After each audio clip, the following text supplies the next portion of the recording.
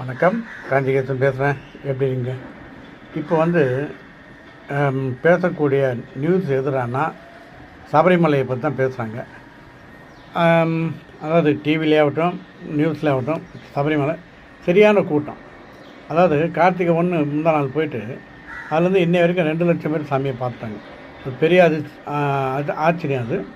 ஏன்னா அவ்வளோ பேர் தங்குற அளவுக்கு அங்கே கெப்பாசிட்டி கிடையாது. மலையில் ஒரு 20,000 பேர் அந்த சன்னிதானத்தை நிற்க முடியும், இருக்க முடியும். அதுக்கு மேலே அது அங்கேருந்து உடனே வெக்கேட் பண்ணிட்டே இருப்பாங்க. அங்கே இருக்கிற போலீஸு எல்லாம் போங்க. இவங்க என்ன பண்ணாங்க, மலைக்கு போனால் நிம்மதியாக இருக்க மாட்டேது.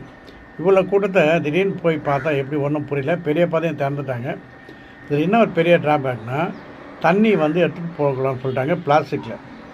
அதனால் தண்ணி தான் மெயின். இவ்வளோ தொழில் நடந்து போகிறோம். பெரிய பாதையும் திறந்தாச்சு, பம்பா ரூட்டும் திறந்தாச்சு.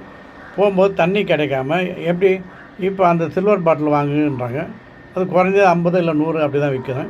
சரி, அந்த பாட்டில் இல்லாட்டி வேறு எப்படி எடுத்து அது முன்னால் அந்த கேன் மாதிரி எடுத்து 5 லிட்டர் கேனு அதெல்லாம் எடுத்துகிட்டு மாட்டின்னு போவாங்க. தண்ணி ப்ராப்ளம் இருக்காது. இப்போ ஏன் அது பேன் பண்ணான்னா, இவங்க மலைக்கு போயிட்டு அங்கே அந்த இதெல்லாம் போட்டாங்கன்னா அங்கே இருக்கிற விலங்குகள், அதான் அந்த யானை மாதிரி எல்லாம் போய் பிளாஸ்டிக் மாட்டு அதனுடைய பாதுகாப்புக்காக இதை பேன் பண்ணுறேன்னு சொல்கிறாங்க. அதே மாதிரி எங்கேயுமே இப்போ அங்கே மிளகு தண்ணி மட்டும் தான் தருவாங்க. அதுலேயும் அங்கே வச்சுருக்க டம்ளரில் தான் தருவாங்க, சில்வரில். அதை மட்டும் குடிச்சிட்டு அங்கேயே வச்சுட்டு வரணும். இதனால் அது அங்கங்கே இருக்காது, ஒவ்வொரு கொஞ்சம் தள்ளி தான் இருக்கும். இதில் என்னென்னா, போகும்போதே அவ்வளோ கூட்டம் போய் லாக் ஆகிடுச்சு. நிறைய பேர் சொன்னாங்க, இந்த நிலக்கல் ஒரு இடம் இருக்குது, அங்கே தான் நம்ம மலைக்கு போனால், நம்ம வண்டியில் போனால் அங்கே அந்த நிலக்கல்ன்றது தான் ஸ்டாப்பிங். அங்கேருந்து தான் நம்ம நடந்து வரணும். இல்லாட்டி கவர்மெண்ட் பஸ்ஸு வரும்.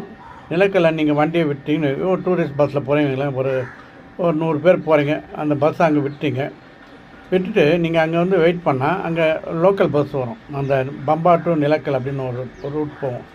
அந்த பஸ் வரும்போது நீங்கள் அதில் ஏறிக்கலாம். அதை எடுத்து போய் பம்பாவில் விட்டாங்கன்னா நீங்கள் இங்கேருந்து நடந்து போகிறதுக்கு ஈஸியாக இருக்கும். அந்த பம்பா பிரிட்ஜே இப்போ இன்றைக்கி நிறைய கூட்டம். பம்பா தண்ணி ஃபுல்லாக இருக்குது. இதில் வேறு ஏதோ அந்த அமீபான ஒரு வைரஸ் ஒன்று ஃபார்ம் ஆகிருக்குன்றாங்க. அங்கே கேரளா கவர்மெண்ட் என்ன சொன்னால், இந்த தண்ணியை குடிக்கக்கூடாது, வாயில் படக்கூடாது, மூக்கில் படக்கூடாது, காதில் படக்கூடாது. இப்போ அந்த பம்பாவில் நீங்கள் குளித்தா தான் இந்த ப்ராப்ளம். நிறைய பேர் ஒரு முக்கலான்னா நம்மளுக்கு தெரியாமல் நம்ம பெரியவங்க நம்ம தெரிஞ்சிடும், நம்மளுக்கு தெரியாத சின்ன குழந்தைங்க என்ன பண்ணணும், டப்புன்னு வாயில் முழுங்கிடும். அப்போ அந்த வைரஸு நம்மளை அட்டாக் பண்ணுறதுக்கு காரணமும் இருக்குது. இப்போ இன்னொன்று என்ன சொல்கிறாங்கன்னா, மலைக்கு போயிட்டு வீட்டுக்கு வரவங்க 2 நாள் காய்ச்சலோ இல்லை உடல் ஏதோ உபாதையாக இருந்ததுன்னா உடனே டாக்டரை போய் பாருங்கன்றாங்க. நம்மளுக்கு இதெல்லாம் தேவையில்லாத. அதாவது நீங்கள் பம்பாவில் குளிக்க வேண்டாங்க. போயிட்டு சும்மா தலையில், அதாவது அந்த தண்ணி இது மாதிரி இருக்குமா நம்மக்கிட்ட, அதுக்கிட்ட போகக்கூடாது. அங்கேயும் நிறைய டேப் கனெக்ஷன்லாம் வச்சுருப்பாங்க.